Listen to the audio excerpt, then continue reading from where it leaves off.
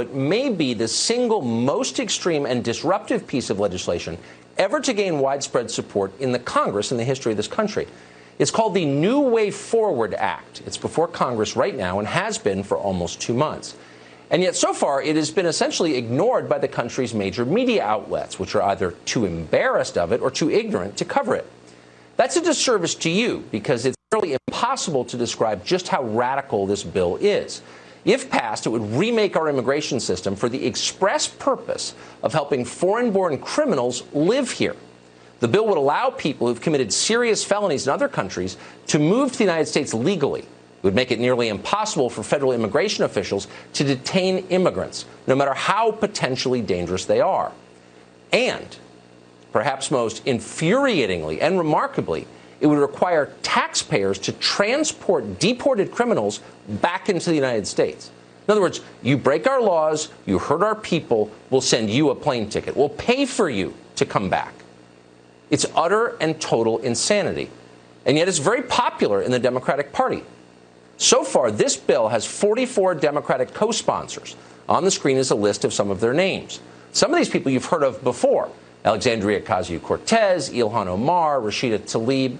They're celebrities, but some are obscure. Earl Blumenauer, for example, has represented Oregon for decades. Before this, he's maybe been best known for running the Congressional Bicycle Caucus. And yet, all of a sudden, out of nowhere, Blumenauer has decided to wreck the country. Now, we'd like to talk to Earl Blumenauer on this show. We'd like to hear why he supports this bill. We'd like to talk to any of the people who've co-sponsored it. We reached out to many of them today to come on and defend their views. But not one of them agreed to come. Why? Because they're cowards. And yet we think you ought to know what they're doing. Here's the bill's primary sponsor, Jesus Garcia of Illinois, after introducing the bill. Garcia said this. This is not a radical project. We are simply asking for a fair shot and the opportunity for immigrants to stay in the country they call home.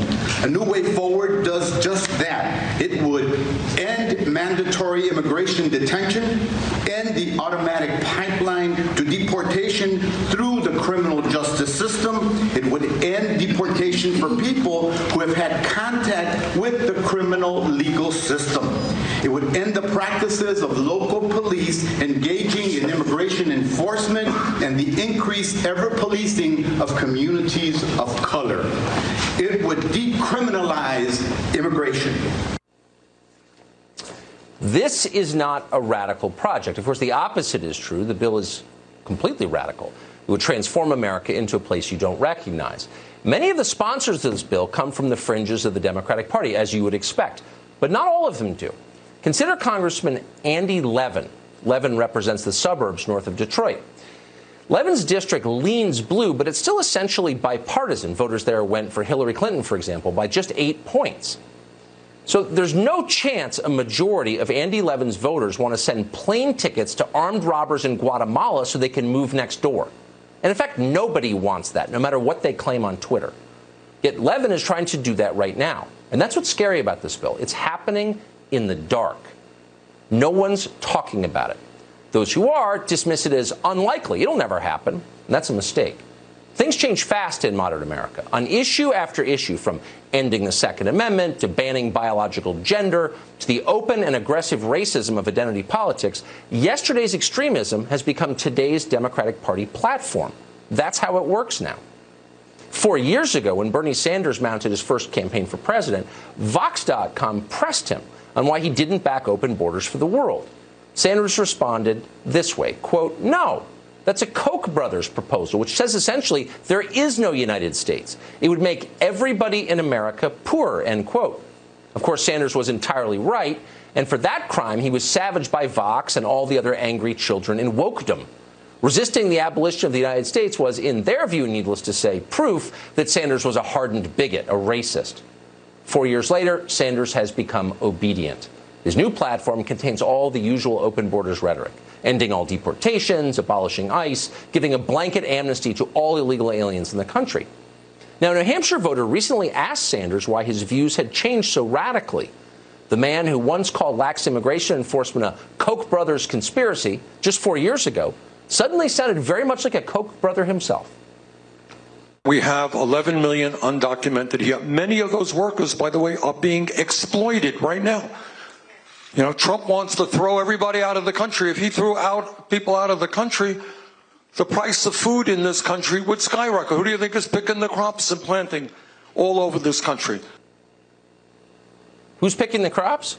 Actually, machines are picking most of the crops in this country now and planting them too. Bernie's almost 80 years old, and apparently nobody told him that. But either way, it is still shocking to hear that explanation from a self-described socialist. So yes, workers are being exploited, but think about what avocados would cost if citizens had to pick them. It's nauseating. Now, Sanders isn't stupid. He has to know his party's turn on immigration hurts workers and the country, but he desperately wants to be president of the United States. So he goes along with it. You're seeing quite a bit of this, by the way. Joe Biden, who's supposedly the most moderate man in politics, old Uncle Joe, now is pushing for illegal aliens to get off on DUIs. Watch. You only arrest for the purpose of dealing with a felony that's committed, and I don't count drunk driving as a felony. The confused ravings of a fading old man? No, hardly. They all think that way now. If Democrats win the 2020 election, some version of the New Way Forward Act will likely become law.